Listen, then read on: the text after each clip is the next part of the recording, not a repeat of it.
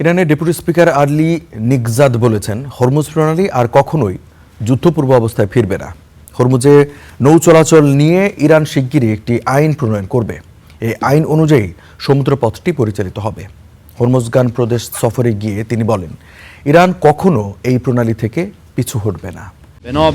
আমরা হরমুজ প্রণালী থেকে পিছু হটব না। এটি আর কখনোই যুদ্ধপূর্ব অবস্থায় ফিরবে না। হরমুজগান প্রদেশের জনগণ ও সেখানে অবস্থানরত সশস্ত্র বাহিনী এটি রক্ষায় গুরুত্বপূর্ণ দায়িত্ব পালন করবে।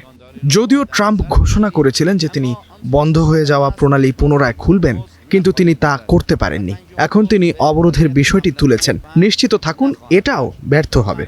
যে আইন গৃহীত হবে তার অধীনে জায়োনিস্ট শাসনের জাহাজগুলো কোনো অবস্থাতেই হরমুজে চলাচল করতে পারবে না। যুক্তরাষ্ট্রের নেতৃত্বে শত্রুভাবাপন্ন দেশগুলোরও যাতায়াতের কোনো অধিকার থাকবে না। অন্যান্য জাহাজ চলাচল করতে চাইলে আমাদের আইন অনুযায়ী অনুমতি নিয়ে চলতে হবে।